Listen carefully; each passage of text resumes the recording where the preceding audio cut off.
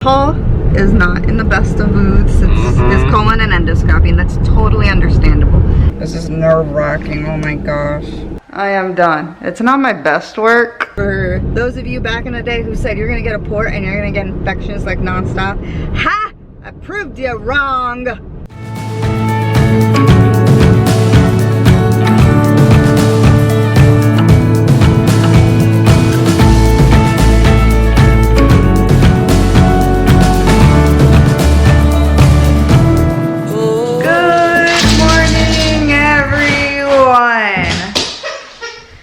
Like I said, guys, whenever Orion hears that good morning, he is excited, going crazy. So as you guys can see, I am about ready to access. There's a couple things I want to talk about. Look at that. So if you guys do or don't remember, which you probably do, recently I just posted a vlog from 2018 saying I'm getting a new dog bed for Orion. And Yodi, yeah, as you guys can see, this one's still here. When I got him a new dog bed, he out of nowhere found the love for this bed. Yeah, he sleeps on it, everything now, and he's, look at that, see? He's like, my bed.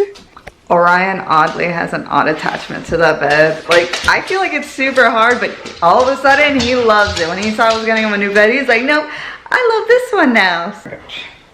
Don't worry, guys, like, I'm keeping this up so you guys don't get an accidental oopsie. Another thing, guys, if you did see our vlog this week, I haven't been much in the vlogs because I have been like working hard, giving you guys some beautiful content. The other day I was able to edit 8 vlogs. What? That was an accomplishment for me. You can see they're like potty. This is how Orion lets me know. You need to go? You need to go? Yeah, okay. So, I think you guys would enjoy Orion's zoomies. I do trust Orion, guys. You know, he knows his perimeter, so. See? Then he comes back. What a good boy. I'll let him run it out. Oop, I think he's almost done. Is he almost done? Haha, see, once he's done. Okay, I got my zoomies out. Wait, is he done? Like, oh my god. Okay, guys, so Orion got his zoomies out. He is here. What? I gotta get their food ready. And I also have to get my stuff ready to access my port. So let's get started.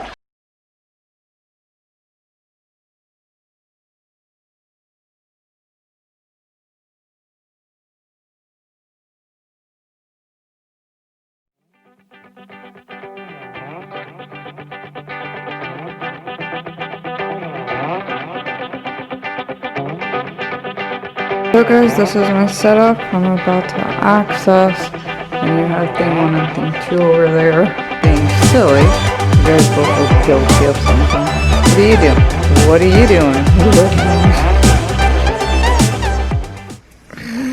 doing? Silly gooses. And voila! I am done. It's not my best work, but you know what? We'll make do with it, shall we? So the reason why I had to access right now is because I have to go do blood work.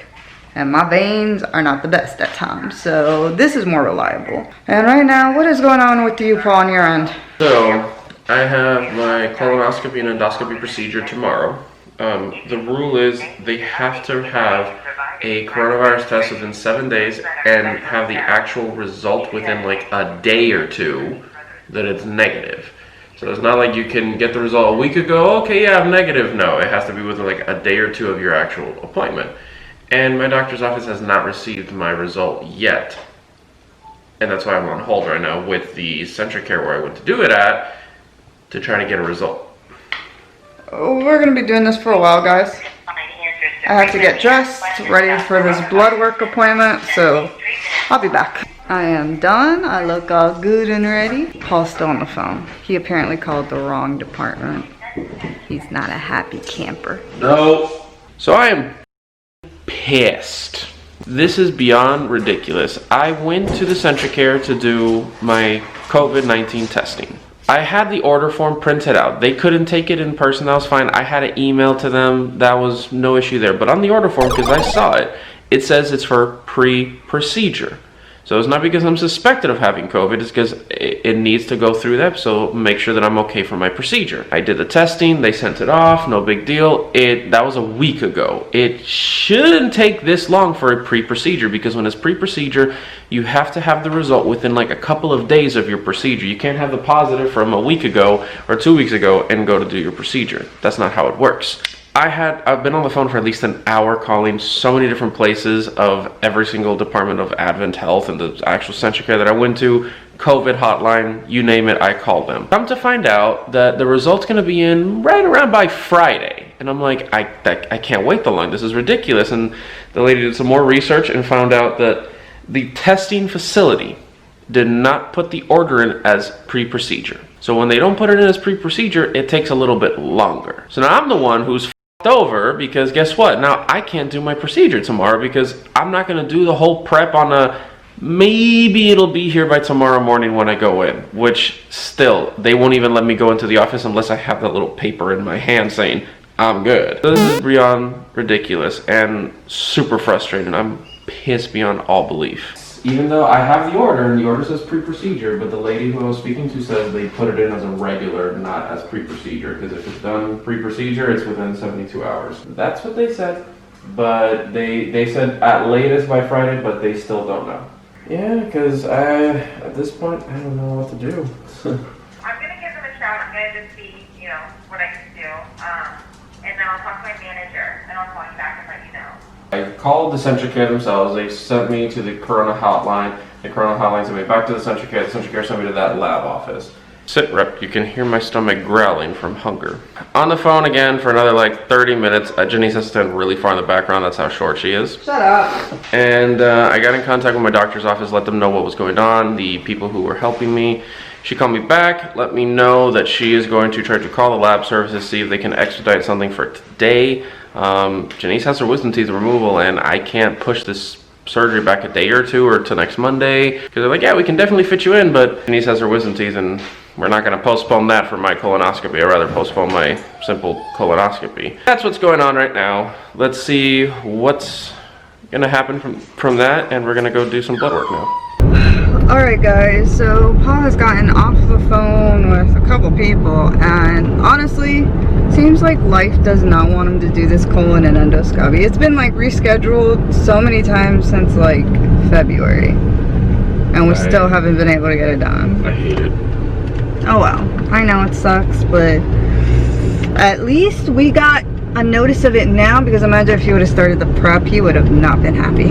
Oh no, I would literally walk into that office with a baseball bat and start beating heads in, because that prep is not fun. So I will do it if I have to, like I have to, but I don't want to do it as a test run. Is literally fighting up until like 5, because 5 o'clock, 5 to 4 is when Paul's supposed to start the prep. But he called the office, and they're gonna try to get his test in as fast as they could in 6 hours. So by the end of the day today, which is 5, we're gonna figure out if he does this prep or not. So my prep's supposed to start at 4 p.m. I can push it back an hour, because an hour is not gonna be a big deal until the end of the business day. They're gonna try to expedite it to see if possible to get a result today. If by 5 p.m. I don't hear back from anybody, I'm not starting the prep, because it's a gamble of I do it, I show up tomorrow, they don't open the door to the office saying if you don't have a negative, we can't let you in. It sucks. Yep. When Trump said he was going to slow down testing, he truly meant it. Now for these pre-procedure tests, usually Advent Health does it in-house, and that means that they can process the exam or the result really quick. This one they outsource to another laboratory, which is what they do for normal coronavirus testing, and that's why it's taking longer, because those other labs work slower. They have a lot more tests to do, so that's why it's taking that much longer. So guys, we are right now both gonna do blood work. Now I have not updated you guys for a while. Maybe I have, I just don't remember.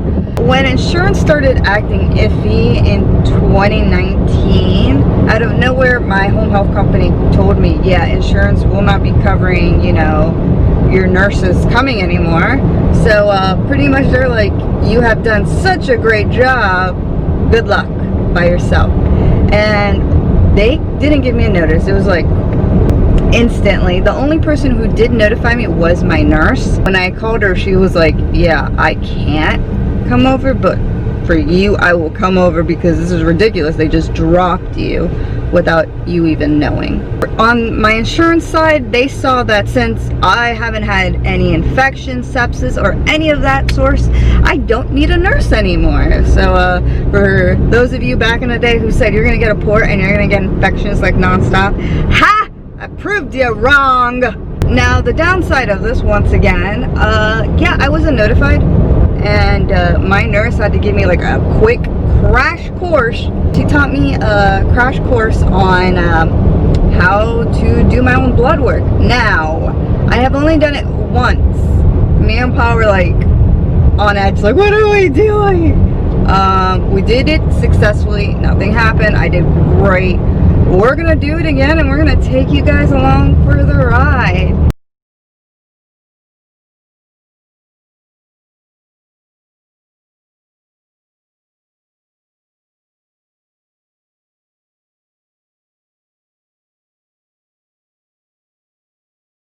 In here. Sadly, Paul is not in the best of moods since his colon and endoscopy, and that's totally understandable. And when he's like this, I want to be easy on his life. We do have Orion here, but Paul does not feel comfortable at all bringing Orion into a hospital. Yes, we have to go to a hospital to do our blood work. Well, I have to because any other like blood work labs will not accept me because I have a port. And they won't even accept me filling up my own vials, any of that. So sadly, I have to go to the hospital. And Paul doesn't feel comfortable with the coronavirus. You know, he wants as little things as possible on us to help not spread it, of course, and as well as Orion not bring it back with his fur. There's so much information about this virus we don't know about, so it's still best to be safe than sorry. I do get questions, don't you need Orion with you at all times? Yes. But if I have somebody else that I trust, like Paul, I am good without Orion. Now, if I am by myself, Orion will be with me for sure.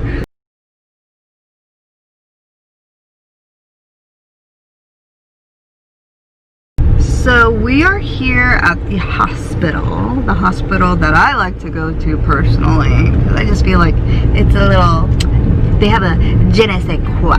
Let me just say, finding a disabled in a hospital is like trying to find gold during the gold rush. Dang, that was a good analogy, don't you think? It was easy to find gold during the gold rush. What are you talking about? Was it? Yeah. I thought it was hard. It's called the gold rush. Shut up. I didn't get that. Shut up. I thought that was a smart one. No, it's gold rush. Everyone went and they picked up all the gold. Alright, you're smart. I get it. We get you have more smarticles than me. Well, disabled! Wait, find one! And this is what we're gonna do. We're gonna go and talk to them because last time there was a nurse who was super nice and she's like, listen, I'm just gonna give you the vials. You go do your thing, come back, speak to me. I got you. She did help us a lot. Like I said, it was our first time, so she kind of directed us how to do it, but she was like, I can't touch, I can't do anything. You got it though. Exactly. So what we're gonna do is we're gonna head in. We have our orders. We're gonna see if they can do mine super fast, and in the meantime get Janice all of the supplies that we need so that we can come instantly back out to the car.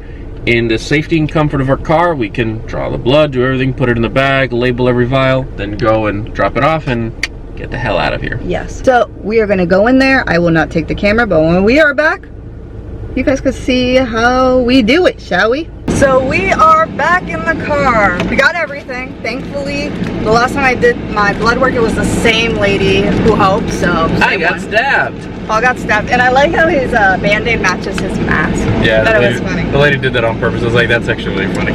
Alright, so we have everything here. Let's get started, shall we? So we're only gonna do one flush in, and then you're gonna draw out with this one, right? Got another one here. So I have 2 blood works to do, which I am doing.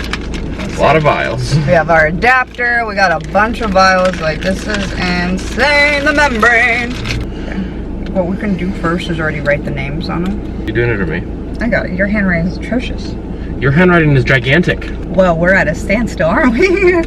Guys, these are all the vials. We gotta put my name on it and whatnot. So let's get started. Just give it to me. Here you go. Her first name took up the entire white area. Whatever. Get started while you get doing 9. I'll get doing leaves. Ooh. Beautiful.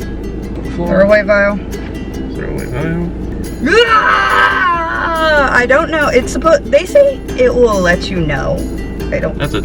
As these are vacuum, so as soon as it comes to the fluid that it needs, it's done. And leave it. By the end of this, I feel like I'm gonna be really loopy. This is actually such a small amount of blood. This doesn't Really? Yeah, this isn't gonna make you loopy. Babe, she took out 5 vials from me. That's pretty much, you're getting out 7. It's not a big deal. Okay, I think this one's good. That's it. My blood feels very red and warm. Well, it is blood. Ew, you hear it. I'm listening to you as if you're the nurse. Ooh, if you are queasy, yeah, this is not the time to be watching this. They're gonna see this and be like, whoa, he gave us plenty of blood. This is nerve-wracking, oh my gosh. You're gonna get nervous because you have to draw blood out yourself. Oh, you got it in the other line? Yeah, it's fine. Here, I'll get another flush and we'll do the other line. No. Just get the other one. And voila, I am done. I still feel like there are certain things I am doing wrong, so don't make it seem like I'm doing this 100% perfect. Like I said, guys, by my insurance, I was thrown to the wolves. Like, good luck, deal with it. You got it. Alright guys, so Paul has dropped off my blood work and we are now on our way back home to, hide from Rona, pretty much. Bye, Rona. Sorry guys, I had to stop recording again because the endocrinologist just called and we have scheduled an appointment officially. What? Real quick, before we end this vlog, we're going to talk about the coronavirus protocol at the hospital. So, upon entering the hospital, obviously they have markers on the floor. You have to stay 6 feet away from each other. It's perfectly fine. And then they have to test your temperature when you go in. Perfectly fine. But they do not allow you to wear gloves while inside the hospital. So, like, I put my gloves on when I'm walking in. I'm like, I don't want to touch anything. That's why I'm wearing the gloves. And they go, no, you can't wear gloves. So please remove them. Use some hand sanitizer. They give it to you. And you have to keep your gloves off. And I'm like, how does that make any sense? I was perfectly okay with it until I saw that there was no cleaning of any sort going on. When we went to my oral surgeon, I mean, anytime someone touched something, they re-cleaned it immediately. You got up from a chair, like they literally be spraying you and the chair down at the same time. And another thing that bothered me was they discouraged you from wearing your own mask, which is understandable. There are masks out there that are just... They're the generic ones that are not protecting you at all. Yes, but the masks they gave you are like the $1 throwaway masks, like... Mind you, we have our VOG masks. Yes. So I'm just like, I'm sorry, my VOG mask is definitely going to protect me much more than your $1 mask. So we're going to do cheaper masks, kind of discourage others from wearing their actual grade A quality mask. And then on top of it, say, no gloves. I understand we want to keep the planet clean, but then I still saw people touching their faces, touching other things. I mean, I don't see any good sterile protocol being performed here. So, yeah, it sounds bad. Going to that hospital, I saw more of possibility getting sick or getting a virus than anywhere else. Alright guys, so today we still have a lot to do, Paul and I. We still have to figure out the colon and endoscopy. So for tomorrow's vlog, I will update you guys on that and let you know what's going on, what's happening. So stay tuned. So guys, I hope I was able to educate you, show you that you can do your own blood work when you have a port. Never let someone tell you otherwise. Never let someone tell you can't do something. If you feel like you can do it and you have the potential of doing it, go for it. Who cares of your conditions or anything? Still try it out. There's no harm in trying. So guys, stay tuned. Watch tomorrow's vlog to see what other medical adventures we have in store. So guys, for now, adieu and goodbye.